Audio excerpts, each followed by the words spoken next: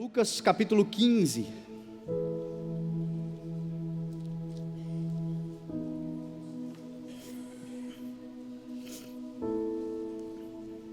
Nós vamos ler um dos textos, parábolas mais conhecidas. Eu quero ler o capítulo inteiro. Quando eu leio pouco, acabo falando muito. Vou ler muito para falar menos, amém? Assim espero, né? Lucas capítulo 15.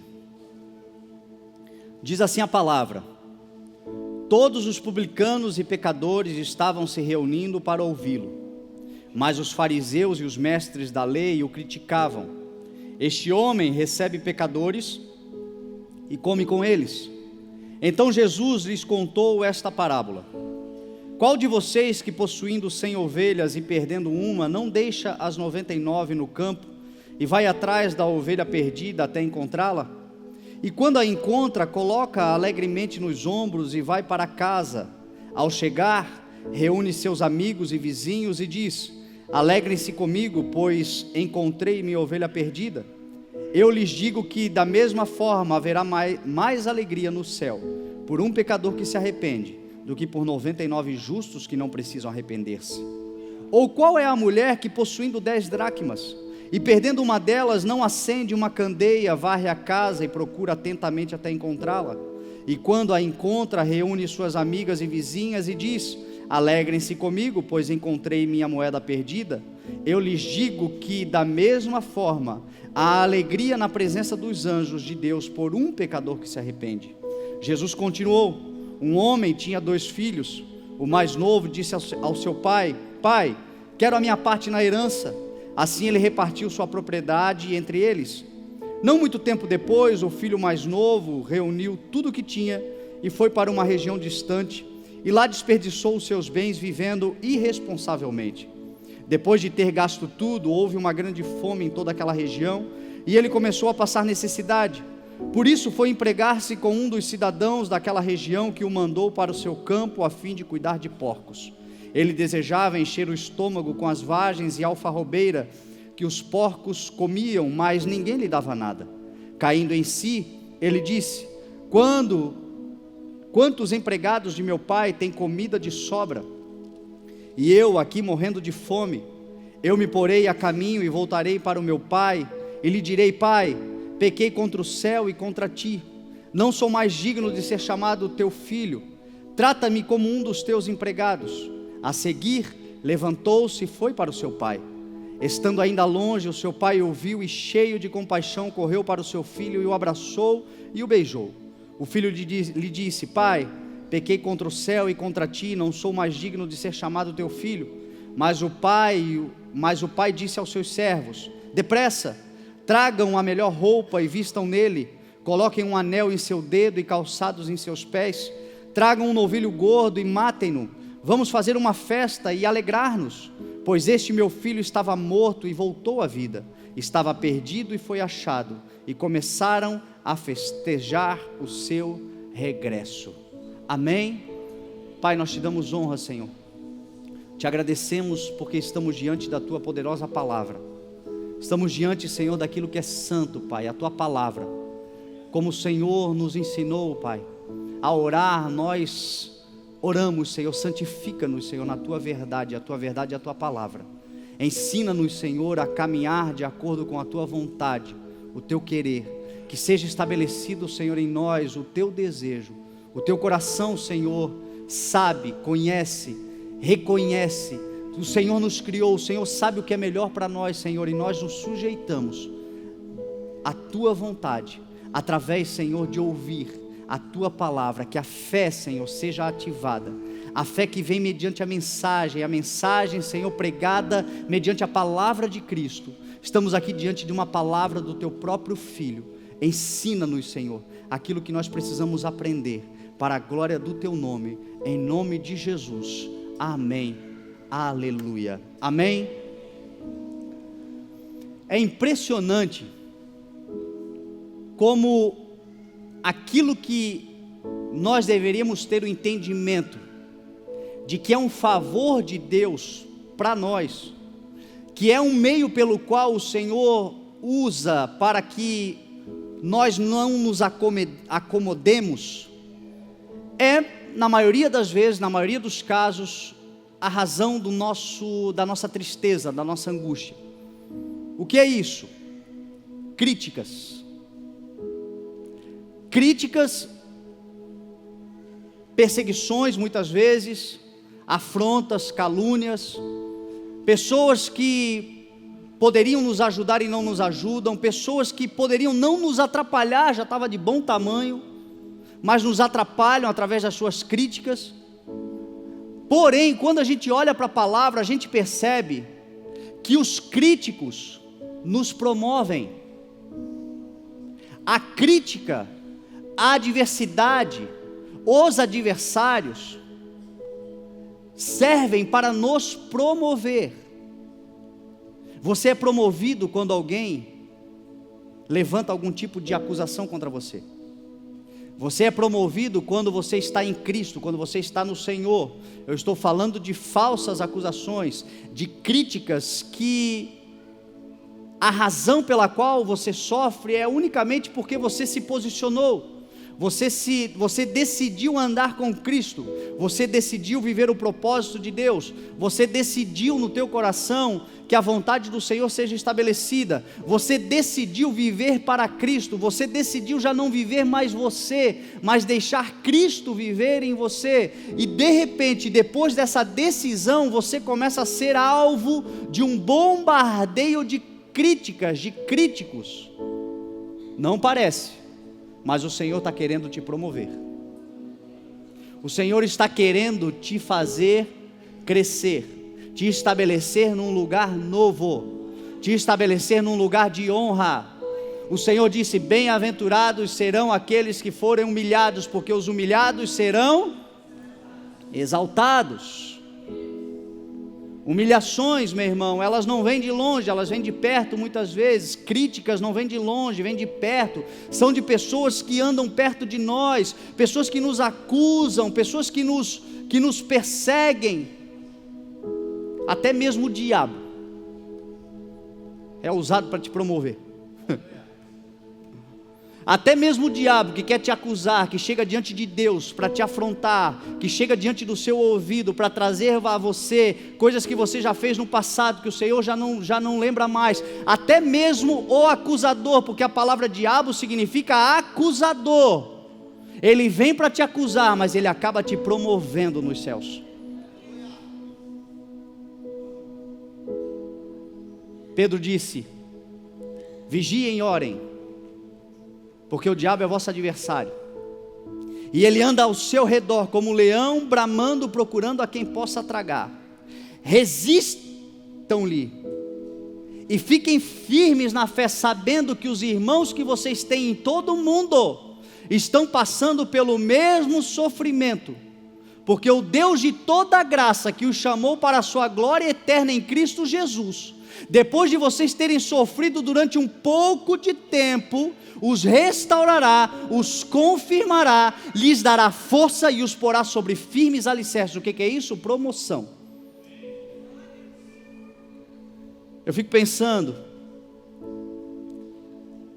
quando ele chegou diante de Deus, que ele veio de perambular pela terra, lá no livro de Jó, e a Bíblia diz que os anjos vieram se apresentar ao Senhor, e ele também veio, e o Senhor pergunta a ele: de onde vens? De perambular sobre a terra, desocupado, perambulando.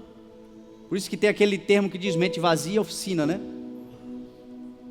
E aí o Senhor disse: viste o meu servo Jó, homem temente, fiel, se desvia do mal. Também é temente porque tu dá tudo para ele, é temente porque tu abençoa ele, é temente porque tu botaste uma cerca em volta dele. Creio eu, não está escrito, creio eu. Vai aqui uma heresia minha, fica com o que é bom, amém? Creio eu que o Senhor pensou: está aí uma oportunidade de promover o Jó. O Jó é tão fiel, o Jó é tão reto, o Jó não se desvia do mal. Então tá bom, pode tocar, pode acusar, pode perseguir, só não o mate. E a gente conhece a história de Jó, e Jó passou por tudo que passou. Porém depois Deus lhes restituiu em dobro tudo aquilo que um dia o diabo tocou. Promoção. Nós não entendemos isso, gente, mas é uma forma. Por que o Senhor permite perseguição? Por que o Senhor permite muitas vezes crítica? Porque os críticos nos tiram da zona de conforto. E a nossa zona de conforto não é a terra, a nossa zona de conforto será os céus, quando nós chegarmos diante do Senhor. E quando a gente não tem uma crítica, quando a gente não tem uma adversidade, um problema, a verdade é que na maioria das vezes nós nos acomodamos, e o Senhor não quer que você se acomode, o Senhor quer que você se levante e lute, se levante e avance, se levante e cresça, se levante e prospere, se levante e vá adiante. E muitas vezes é o crítico que te faz fazer isso. O que seria de José se não fossem os críticos? Os seus irmãos dentro de casa. O Senhor queria fazer de José um governador, queria fazer de José alguém que iria adiante da sua família, alguém que seria conhecido em toda a terra, alguém que seria o segundo no maior reino da época, alguém que teria a chave do celeiro do Egito nas mãos. Olha o que o Senhor tinha preparado para José, um menino que estava lá, o mais novo da sua família, dentro de casa, sonhador. Tem algum sonhador aqui? Sonhe, sonhe alto, sonhe grande, sonhe o impossível. Dá o mesmo trabalho sonhar pequeno, então sonha grande. Sonha grande, porque ainda que você sonhe muito alto, os seus sonhos não são mais altos do que os sonhos de Deus ao seu respeito. Os seus pensamentos não são mais altos do que o do Senhor, os seus caminhos não são mais altos. O que o Senhor tem para nós é infinitamente maior, ainda que as pessoas te chamem de lunático, cabeça no mundo da lua, sonhador, está pensando grande demais. Não importa, meu irmão, o tamanho do teu sonho, sonhe grande. O Deus que você serve vai te levar nesse lugar em nome de Jesus. É para a glória de Deus que você está sonhando? Então você vai viver em nome de Jesus. É para a glória de Deus? Você vai viver em nome de Jesus. Sonhe. Só que se prepare. Agora eu quero ver um glória a Deus. É capaz do Senhor preparar um cão nas tuas costas para você chegar no lugar onde você tem que chegar. Alguém ali no teu calcanhar, porque você é preguiçoso, você sabe que você é. E aí de repente você acorda, bota o pé na cama, opa, vamos embora. E assim o Senhor estabelece. E assim o Senhor vai te levar. O Senhor preparou perseguições para os grandes homens que fizeram a diferença na terra. José foi perseguido dentro de casa, foi perseguido, foi vendido como escravo, foi perseguido na casa de Faraó, na casa de Potifar. Quando você tem sonhos, meu irmão, você sempre passará por isso, mas se alegre. Não é o diabo tentando te destruir, é o Senhor te soprando para onde você tem que chegar.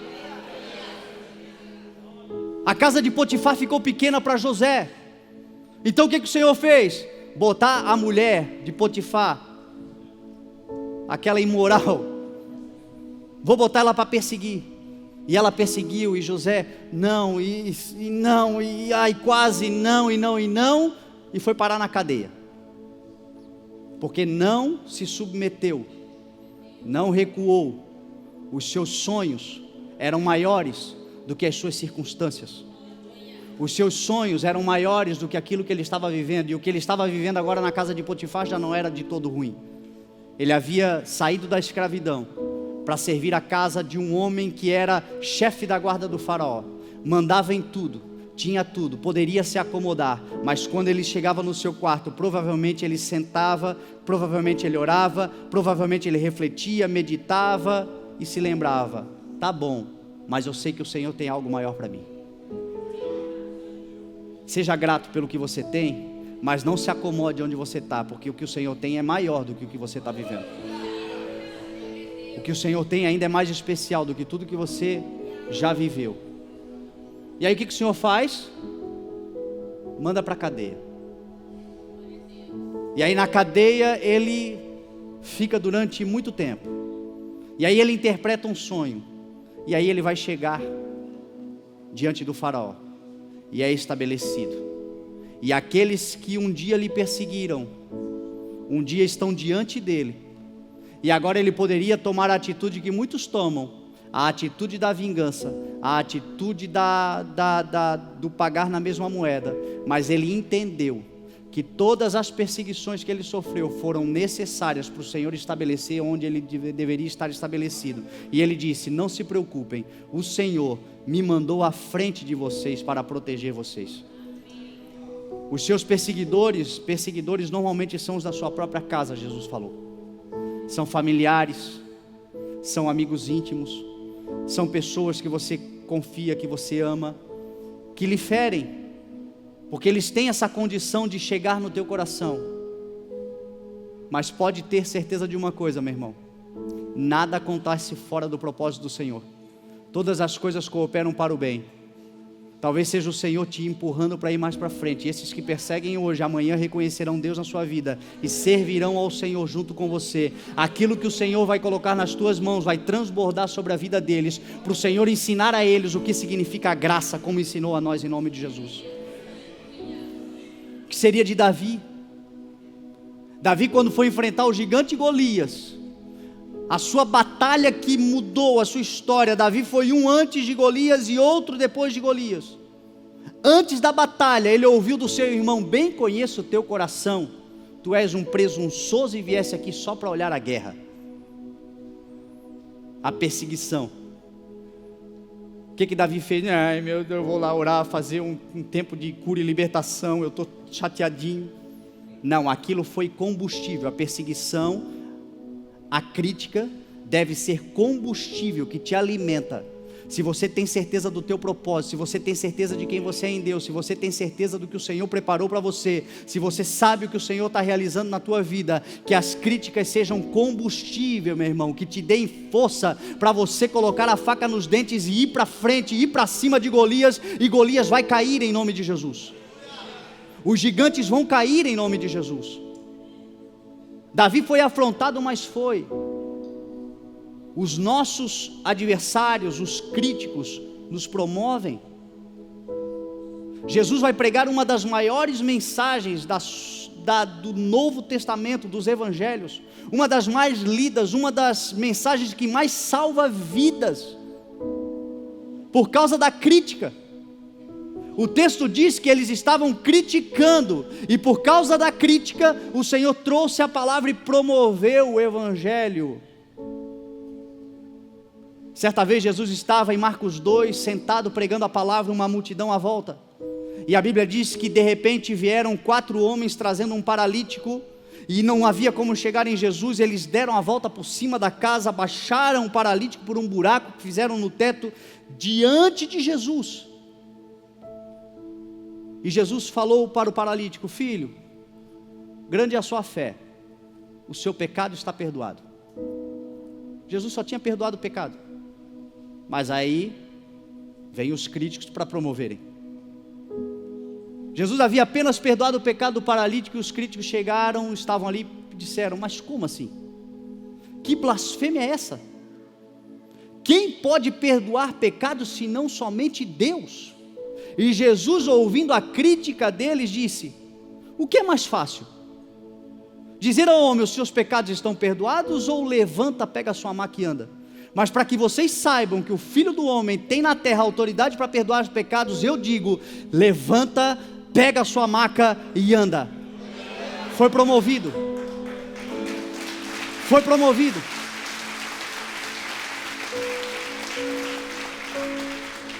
Quando te criticarem pelo pequeno que você está fazendo, saiba que você tem uma autoridade do Espírito, meu irmão. Não é para você se acovardar, não é para você se acomodar, é para você se encher de fé e manifestar a glória do Senhor que está na sua vida. O Senhor que te chamou, te justificou. O Senhor que te chamou, te capacitou. Vocês receberão poder quando o Espírito vier sobre vocês. Os críticos estão te promovendo. Em João 11, Jesus vai à casa de Lázaro, e Lázaro estava morto há 4 dias. E a Bíblia diz que Marta chorava, Maria chorava, os judeus choravam, estava todo mundo chorando, e até Jesus chorou. E no verso 37 do capítulo 11, a Bíblia diz que Jesus foi criticado pelos judeus. Se ele curou os olhos daquele cego, por que não curou esse homem? Se ele tivesse aqui, ele não teria morrido. Criticaram. Jesus foi à porta do túmulo e disse: Lázaro, vem para fora. E aconteceu o maior milagre. Os fariseus, os mestres, os sacerdotes criticaram tanto, mas criticaram tanto, que conseguiram crucificá-lo. Vitória? Não. Derrota. Humilhação? Não. Promoção. Ele disse: quando eu for levantado, atrairei todos a mim. O Senhor está te promovendo através daquilo que você tem ouvido. Jesus falou: bem-aventurados serão vocês, quando por minha causa os insultarem, caluniarem. Alegrem-se, regozijem-se, porque grande é a vossa recompensa nos céus. Por isso, meu irmão, não para mais por causa das críticas. Não permita mais que as críticas entrem no teu coração e encontrem um lugar onde uma raiz de amargura possa brotar. Crítica, para quem sabe quem é em Deus, é combustível. É para você crescer, é para você avançar, é para você confiar ainda mais que o Senhor que te chamou vai te sustentar. Resistam-lhe, permanecendo firmes, sabendo que os irmãos que vocês têm em todo o mundo estão passando pelos mesmos sofrimentos. Você não é o único, você não é a única. Todos nós passamos por esse tipo de tribulação, mas a palavra do Senhor diz que o Senhor de toda a graça, que te chamou para você viver na glória do seu Filho Jesus Cristo, depois de você ter sofrido por um pouco de tempo, é pouco, não vai demorar muito não, é pouco, vai te restaurar, te confirmar, te dar forças de te pôr sobre firmes alicerces. Lá no futuro você verá os seus. Lá no futuro o Senhor não quer que ninguém se perca, mas que todos cheguem ao arrependimento. O teu testemunho é o alimento que eles vão se abastecer. Os mesmos que tentaram paralisar Jesus, a sua mãe, os seus irmãos, tentaram interditar, criticavam-no. O centurião que cuidava de Jesus na cruz, para que nada acontecesse, estava ali para matar Jesus. Quando ele gritou: está consumado, e entregou o seu espírito, a Bíblia diz que houve um grande terremoto. O véu do templo se rasgou de cima a baixo, não foi de baixo para cima, foi de cima para baixo, para mostrar que é o Senhor quem estava fazendo todas as coisas. E aquele centurião gritou: verdadeiramente este era o Filho de Deus. O Senhor vai te promover nessa terra, o Senhor vai te levantar nessa terra. Grandes coisas, grandes mensagens, grandes moveres do Senhor, grandes lugares que você vai chegar, grandes coisas que acontecerão na sua vida. Talvez algumas delas acontecerão por causa desse momento aí que você está vivendo, de crítica, de calúnia, de pessoas que não te lhe dão crédito, de situação que você não gostaria de viver, mas é uma forma pela qual o Senhor está usando para te promover nessa terra. Não suja o teu coração, não fecha o teu coração, continua pregando o que está dentro de você, continua falando do amor do Senhor, continua manifestando a graça do Senhor. Faça o que Jesus fez. Quando eles começaram a criticar, Jesus veio com a palavra para salvar, porque o Filho do Homem não veio para condenar, mas para salvar. E aí Jesus vai falar de 3 parábolas que são poderosas e que inclui, creio eu, pessoas que estão aqui dentro da igreja. Jesus vai falar sobre a salvação. Ele vai usar 3 parábolas que o conceito delas, de todas elas, é mostrar o tamanho do amor de Deus pelas nossas vidas, o tamanho da graça do Senhor sobre as nossas vidas, o que Deus sente por nós. João 3,16, Jesus falou: porque Deus tanto amou que deu, que entregou. Jesus veio da sua glória, da sua majestade, veio da sua plenitude para nos resgatar. E ele começa a parábola das ovelhas trazendo uma afirmação sobre o seu ministério, mas utilizando-se de princípios que na terra são importantíssimos para que a nossa vida dê certo. Qual é o princípio da parábola da ovelha perdida? Dê valor a 100% de tudo o que o Senhor coloca nas tuas mãos. O principal princípio dessa palavra é esse. Jesus tinha 100 ovelhas,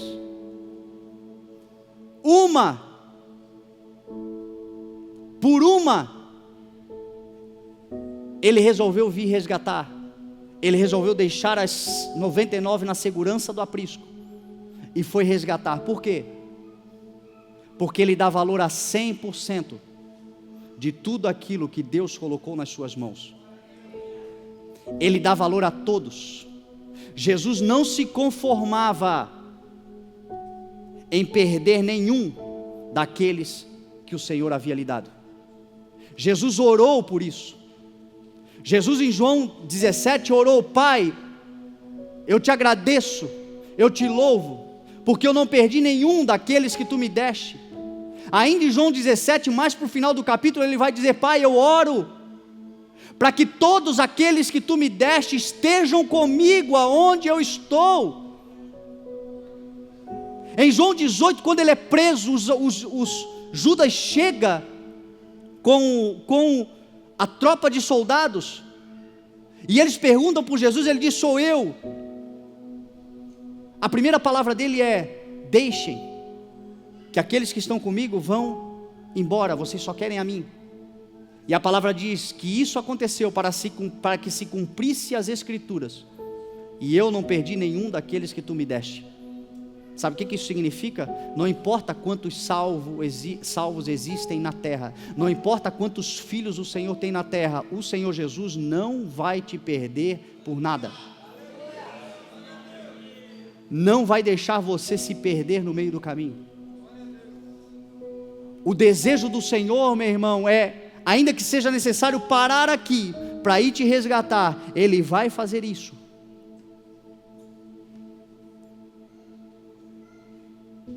Quantas vezes o Senhor foi nos resgatar? Quantos lugares nós já estivemos? Quantas vezes ovelhinhas rebeldes do Senhor Jesus? Quantas vezes, longe do aprisco, longe da segurança, afastados, ora porque se perdeu do rebanho, ora porque se alegrou com alguma coisa, ficou olhando, perdeu o foco. O nosso alvo é Cristo, a nossa direção é Cristo. Ele é o bom pastor, a ovelha ouve a voz do pastor, olha para o pastor, mas por algum motivo a gente se perdeu, e Ele foi lá e nos resgatou, e Ele volta lá, e às vezes é mais de uma vez, 2, 3, 4, e o Senhor, na sua infinita misericórdia, vai lá, nos traz de volta. Agora, esse é um princípio do Senhor que nós também podemos usar. Por que você se conforma em perder aquilo que o Senhor colocou nas tuas mãos? Por que você se conforma em perder aquela amizade tão preciosa? Porque tem outros amigos? Por que como igreja a gente se conforma em perder irmãos que não saíram da igreja para ir servir ao Senhor em outro ministério? Isso não é perda, esse é apenas o Senhor colocando as suas ovelhas num lugar onde elas podem fluir, produzir mais.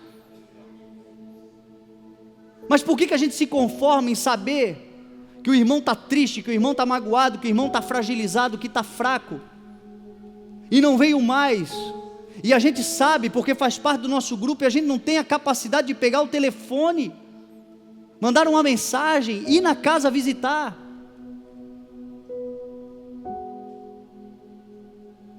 Provérbios 27 diz assim: esforce-se para saber bem como estão as suas ovelhas, dê cuidadosa atenção ao seu rebanho, porque as riquezas não duram para sempre, e nada garante que a coroa passará de uma geração para outra. Agora, se você dá cuidadosa atenção, quando os brotos surgirem, quando o capim florescer, haverá fartura de leite para você, para a sua família e para os seus servos. Sabe o que o Senhor está dizendo?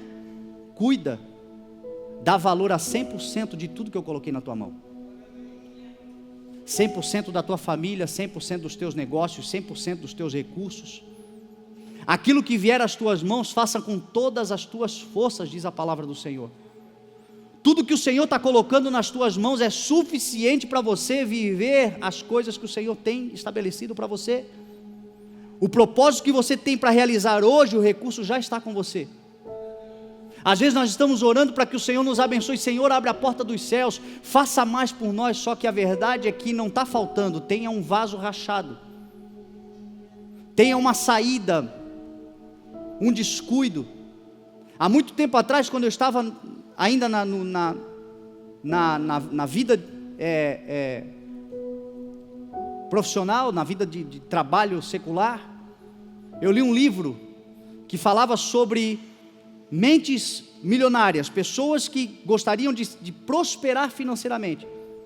E esse livro dizia o seguinte: não despreze os centavos. Se você quer ser bem sucedido financeiramente, não despreze os centavos. E é uma verdade. Nós nos preocupamos com o grande, nós não prestamos atenção que é aquele 1%. Se Jesus foi atrás de 1%, meu irmão, nós às vezes estamos desperdiçando 30, 40, 50. Nós estamos nos acomodando a viver uma vida com 40, com 50, com 60% do potencial que nós temos, e todo o outro resto está indo pelo ralo, indo por água abaixo. Isso é em todas as áreas. Na área sentimental, Deus te deu uma esposa, Deus te deu um esposo, Deus te deu filhos, uma família, e você dedica 80, 70, 60% do que você poderia. O Senhor está dizendo: faz o teu melhor, não despreze nada do que eu te dei. Volta lá e pega, vai atrás. Ainda há solução, ainda há chance, ainda há oportunidade. O casamento está mal, a família está indo de mal a pior, a situação está ruim, mas ainda há aquele 1% que você pode fazer. Faça. O coração ainda bate mais forte, tenta mais uma vez. Ainda a vida pulsando, ainda há uma oportunidade. Não sei, você só vai saber se você tentar. O pastor poderia ter dito na parábola de Jesus: deve ter morrido. Ele só saberia se ele tentasse. E ele foi, e ele tentou, e ele poderia ter encontrado. A Bíblia diz que ele procurou até encontrar. Não desista enquanto você não encontrar. Ainda que quando você encontre, não tenha mais oportunidade. O pastor poderia ter encontrado aquela ovelha, e a ovelha estava morta. E se estivesse morta, ele choraria, ele sofreria, mas ele iria embora e agora vai recomeçar a vida. O pior da vida não é perder. O pior da vida é você ter que carregar aquela frustração. Por que eu não tentei mais uma vez? Não é quando tudo dá errado. É quando você sabe que poderia ter feito um pouquinho mais e não fez. Carrega para o resto da vida aquele sentimento: por que eu não liguei aquele dia? Por que eu não tentei aquele dia? Por que eu não abracei aquele dia? Por que eu não me preocupei naquele dia? Por que eu não fui atrás naquele dia? Já bati em 99 portas de emprego, tem uma ainda para fechar o 100%, vá bater na 100ª porta. Talvez seja essa a grande porta do Senhor que vai mudar a tua história para o resto da vida. Já entreguei 99 currículos, entrega 100. Seja pleno, seja completo, se entregue completamente a tudo que você realizar. Se é na obra do Senhor, se entregue de coração, de corpo, de alma, se entregue plenamente. Se é num relacionamento, entregue-se plenamente. Já sofri tanto, já fui tanto maltratado. Meu irmão, quem está vivendo com você hoje não tem culpa do que fizeram com você anteriormente. Seja pleno, acredite sempre, sempre dê uma nova oportunidade para você e para quem está com você. Seja 100% dedicado a tudo que o Senhor botar na tua mão. Vai ser chamado para pregar, dedique 100% do teu tempo naquele dia, naquela semana, te entrega. vai conversar com alguém, vai para uma entrevista de emprego, prepare-se 100%. Jesus disse: eu vim para que vocês tenham a vida e a tenham em abundância. A palavra no original é plenitude, é plenamente, é a totalidade. A vida com o Senhor é uma vida onde Ele quer entregar plenitude para a sua igreja. E talvez Ele já tenha entregado para alguns de nós, e a gente está desperdiçando. E a gente está dizendo: nem importa tanto assim, tem 99, tem 98. O Senhor está dizendo para você: volta lá, deixa aí na segurança e volta lá, e procure até encontrar. Procure. A Bíblia diz que o pastor encontrou a ovelha, e ela estava viva, e quando ele a encontrou, ele colocou nos seus ombros com alegria, e voltou para casa. Sabe o que me chama a atenção? Quando o pastor encontrou a ovelha, ele não ficou preocupado com a causa, motivo, razão ou circunstância. Ele não encontrou a ovelha e sentou com a ovelha e foi dizer: tá, e agora, por que você se perdeu? Por onde você foi? O que aconteceu? Por que você fez o que fez? Para que você fez o que fez? Não, a Bíblia diz que ele se alegrou por ter reencontrado, colocou nos ombros e voltou para casa. Se o teu casamento não está bom, se a realidade tua não está boa, se a tua amizade, quem sabe, com aquela pessoa não está boa, estão desencontrados, se você se encontrar novamente, para de ficar remoendo nos motivos que levaram a situação a chegar no lugar que chegou. Coloca nos ombros, alegre-se e voltem para casa. É lugar para você estar, é na sua casa, celebrando. O que passou, passou, é novo tempo.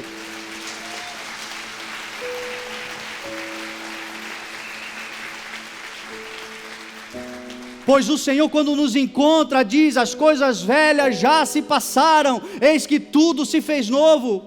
Hebreus 12 está escrito que Ele não se lembra das nossas maldades, não se lembra dos nossos pecados, e a gente às vezes quer sentar para ter DR. Chega de DR. Vão celebrar a vida, voltem para casa. Volte a viver a segurança do lar, a segurança da casa, a segurança do abrigo. É disso que a palavra do Senhor está falando. A alegria, coloca nos ombros. Foi isso que Jesus fez por nós. Eu não sei onde é que Ele te encontrou, quão ferido você estava, quão amargurado você estava, quão doente você estava. Talvez você ainda carregue algumas máculas, talvez ainda você carregue algumas dores, talvez você ainda derrame algumas lágrimas, só que você já não está mais naquele lugar de perdição. Você pode até estar chorando, mas você está chorando agora no ombro do teu mestre, no ombro do teu pastor. Jesus disse: na casa do meu pai há muitas moradas. Se não fosse assim, eu vos teria dito. Mas eis que eu vou preparar um lugar, e quando eu voltar, eu levarei vocês para que vocês estejam onde eu estiver. Sabe quando é que Ele vai enxugar dos nossos olhos toda lágrima? Lá naquele dia, quando a antiga ordem já haverá passado, e tudo se fará novo. Não haverá mais dor, não haverá mais lamento, não haverá mais choro. Coisas novas, poderosas, grandiosas do Senhor. Mas o mais importante, você já não está mais naquele beco sem saída, você já não está mais naquele abismo prestes a perder a sua vida. Você já está nos ombros do bom pastor Jesus Cristo, porque um menino nos nasceu, um filho nos foi dado, e o governo está sobre os seus ombros. O governo do Senhor é o coração dos homens. Você está nos ombros do Senhor, você está nos braços do Senhor, e Ele volta para casa, e quando Ele volta para casa, há uma grande alegria, há um grande mover, há uma grande festa. Aproveite 100% de tudo o que o Senhor coloca nas tuas mãos. Na parábola da dracma perdida, a palavra nos ensina: quando nós perdemos valores dentro de nós, quando os valores não são aqueles que nós perdemos fora, um amigo, um relacionamento, um emprego, um trabalho, mas quando os valores são aqueles que dentro de nós se perdem. Nós, como cristãos, a maioria de nós comete um grande erro. Qual é o grande erro? Pregar para os outros. Temos sempre uma palavra para os outros, mas não entendemos que a palavra primordialmente, preferencialmente, especialmente, indubitavelmente, pronto, para ficar mais difícil, é para nós. Um dos salmos que eu mais gosto é o Salmo 119, o maior da Bíblia, 175 versos. 20 vezes o Salmo fala, a tua palavra. No verso 11 ele diz, guardei a tua palavra no meu coração, para não pecar contra ti. No Salmo 105 ele diz, a tua palavra é lâmpada para os meus pés, e luz para o meu caminho. A palavra sempre se trata de nós, a palavra sempre é para nós. O Salmo 119 e toda a palavra do Senhor nos ensina a nós lermos, e foi o que aquela mulher, quando perdeu o valor que ela tinha dentro de si, fez, para restaurar aquilo que estava dentro, não se perdeu. Entenda uma coisa, dons são irrevogáveis, todos os valores, talvez você já pregou muito e não está pregando mais, está aí dentro. Talvez você já orou por pessoas e elas foram batizadas com o Espírito Santo, e está aí dentro. Talvez um dia você andava por aí, você falava de Jesus e as pessoas recebiam, eram tomadas pelo Senhor, você tinha facilidade, travou, está aí dentro. Coisas que você fazia e não faz mais, porque se perdeu de alguma forma, mas está aí dentro. Sabe o que a Bíblia ensina a fazer? Acender a luz da palavra. A melhor maneira que nós temos para reativarmos tudo que o Senhor colocou dentro de nós é nos voltarmos para a palavra, a lâmpada do Senhor, a luz, a candeia que a gente aponta para nós, aqui ó, para dentro de nós. Aponta a palavra hoje para você, busca na palavra hoje. A Bíblia diz que a mulher acendeu uma candeia, ela acendeu a luz. Ela primeiro clareou todo o seu interior, ela primeiro procurou acender tudo que estava dentro da casa. A luz revelou a sujeira, a luz revelou a desordem, a luz revelou a poeira, a luz revelou lugares escondidos, lugares que quem sabe ela nunca mais visitou dentro da sua casa, mas a luz revelou. É o que a palavra faz. Por isso que quando nós estamos diante da palavra, ela nos desnuda. A Bíblia diz que ela é como espada, ela entra e discerne os pensamentos e as intenções do nosso coração. Ela é viva e ela é eficaz. A palavra, quando entra no nosso coração, não é porque alguém falou de você para o pastor, não. Se foi só o Espírito Santo de Deus, meu irmão. É porque a palavra acende, e quando ela acende, nós temos uma responsabilidade: varrer. Se a palavra acendeu alguma coisa dentro de você e você identificou a desordem, varra. Tira essa sujeira, tira tudo aquilo que te atrapalha, tira tudo aquilo que te afasta do propósito de Deus. Preguei aqui no primeiro domingo, quando voltei de férias: livremo-nos de tudo que nos atrapalha, de todo pó, de todo entulho, de toda sobrecarga no coração. A palavra do Senhor acendeu, livre-se agora, livre-se hoje. O grande valor que está dentro de você, quem sabe está embaixo desse entulho, está aí embaixo. Você fazia, você tinha condições, o Senhor te usava, mas aí você começou a colocar coisas em cima disso, entulho sobre isso, começou a colocar preferências em cima disso. Isso deixou de existir? Não, está aí. O Senhor está dizendo para você: varre, tira essa poeira, e ela varreu, e ela encontrou. Você também vai encontrar, você também vai encontrar todos os valores que estão dentro de você. Que essa manhã seja uma manhã de você se reencontrar, que seja uma manhã de você reencontrar aquilo que se perdeu dentro de você, que seja uma manhã de nós nos reencontrarmos com aqueles que são importantes que o Senhor nos deu. E por último, para nós encerrarmos, o texto diz que Jesus fala de um filho que pegou a sua herança antes do tempo determinado. Aqui também é um lugar onde nós devemos tomar cuidado. tudo que é de Deus é seu. Tudo o que é de Deus é da sua igreja. A palavra do Senhor fala que Ele já nos abençoou nas regiões celestiais com toda a sorte de bênçãos. Tudo. A Bíblia diz que nós somos herdeiros, de acordo com a promessa, herdeiros de Abraão, segundo a promessa. A Bíblia fala que nós temos direito, que o Senhor Jesus comprou para Deus, gente de todos os povos, tribos, nações e línguas. Eles são do Senhor. Tudo é herança, mas a herança tem um tempo. E o nosso maior erro, muitas vezes, é querer aquilo que já é nosso antes do tempo determinado para que nós usufruamos disso. Muitos se perdem pela impaciência, muitos se perdem pela imaturidade. Deus falou que vai abrir uma porta para a sua vida grande, aguarde. Se ela não está aberta ainda, não é porque Deus não pode, é porque você não pode.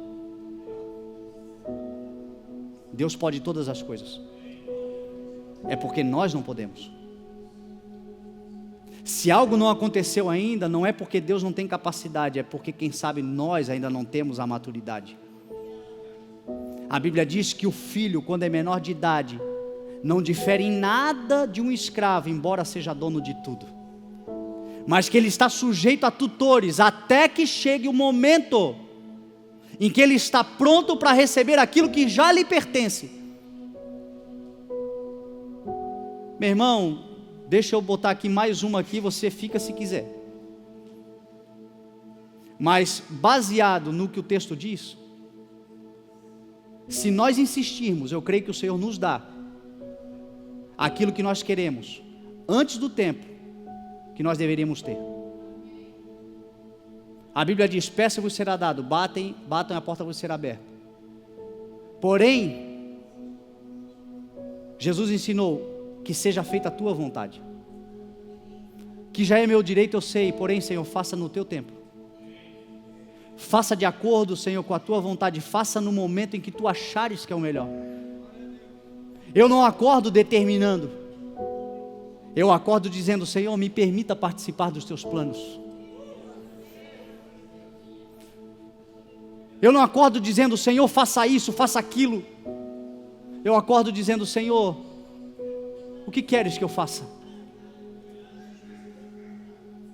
Me permita, Senhor, participar do que tu estás fazendo. Me permita ter uma oportunidade. Senhor, lembra-te de mim, no teu projeto para hoje, naquilo que tu vai realizar. Senhor, eis-me aqui. Eu entendo que tu sabe todas as coisas, que tu pode todas as coisas, que tu conhece todas as coisas. Tu me conheces melhor do que eu mesmo me conheço.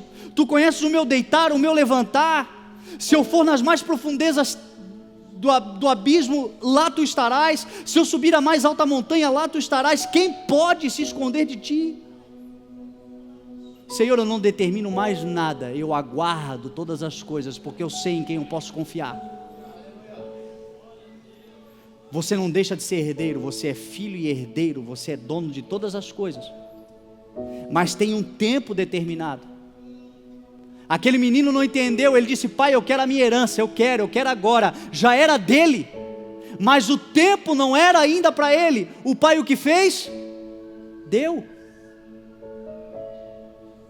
Tem coisa que de tanto pedir a gente recebe, o Senhor dá e a gente joga fora. Por quê? Porque não é o tempo. Porque o diabo não dá nada para ninguém. Se você acha que o diabo dá alguma coisa para alguém, a Bíblia diz que ele rouba, mata e destrói. Ele vai atirar, ele vai roubar, ele vai destruir. O que receberam, Paulo disse, senão do Senhor? Tudo que temos é do Senhor. Então por que nós perdemos? Muitas vezes porque o tempo ainda não é o apropriado. E a nossa impaciência, angústia e ansiedade de ficar: Senhor, me dá, me dá, me dá. A Bíblia diz: 2 filhos têm, em Provérbios, a sanguessuga, e elas gritam: me dá, me dá, me dá.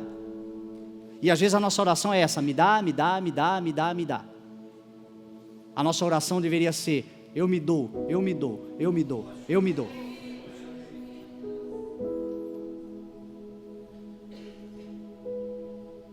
Tudo que você precisa é teu. Tudo que pertence ao Pai pertence a você. Tudo que o Senhor tem preparado para a sua vida, Ele vai entregar. Tem momentos determinados. Esse jovem não entendeu, ele foi, e a Bíblia diz que não demorou muito tempo. Não demorou muito tempo, ele juntou as coisas e foi viver em outro lugar, e gastou irresponsavelmente. Se não fosse, meu irmão, se isso não acontecesse dentro da igreja, a gente poderia pensar isso, porque todos os dias a gente vê pessoas fazendo isso. Chegam destruídas, chegam arrebentadas, reconhecem a paternidade do Senhor, são servidas pelo Senhor, recebem do Senhor, e quando recebem, vão embora. Vão embora por quê? Porque receberam antes do tempo. Vão embora porque ainda não estavam preparadas. Mas aí a Bíblia mostra a graça do Senhor. A Bíblia mostra o amor do Senhor. Um Deus que, quando você cai em si e você toma a atitude de voltar, antes de você chegar, Ele chega até você. A Bíblia diz que aquele jovem gastou tudo irresponsavelmente. Chegou a desejar a comida que era servida aos porcos. Tem muita gente aí fora, meu irmão, que é filho, comendo com porcos, vivendo uma vida fora do propósito do Senhor, desejando, reconhecendo que pecou, reconhecendo que falhou, e o Senhor está dizendo para ele: tem uma oportunidade para você. Você só precisa cair em si. Você só precisa voltar à razão. Você só precisa se lembrar do lugar da onde você nunca deveria ter saído. Foi o que esse jovem fez. Ele, caindo em si, diz a palavra do Senhor, ele voltou, levantou-se e foi ter com seu pai. E quando ele ainda estava à distância, o seu pai o viu, correu até ele e o abraçou e o beijou e disse: vamos preparar uma festa. Separe a melhor roupa, pegue um anel. Sabe o que era isso? O pai devolvendo a filiação. Jogou tudo fora, mas o pai estava lhe devolvendo a filiação, estava lhe devolvendo o lugar de herdeiro. Colocou uma sandália nos seus pés, fez uma grande festa. Talvez hoje, meu irmão, nós estamos num culto de ceia e você está chegando aqui nessa situação. Você tem vivido um tempo onde você jogou fora todas as coisas, está vivendo um tempo onde você se sente culpado, sujo. Pequei contra Deus, pequei contra a igreja, pequei contra os irmãos, já não sou digno de ser chamado de filho. Mas você caiu em si, levantou-se e resolveu vir, meu irmão. O Senhor já te abraçou antes de você chegar, Ele foi lá fora te buscar. Quando Ele te viu, Ele já te abraçou. Uma festa está sendo preparada. O teu lugar é lugar de comunhão. Ceia é comunhão. Aquele pai preparou uma comunhão, uma grande festa. Seja bem-vindo à ceia. Seja bem-vindo.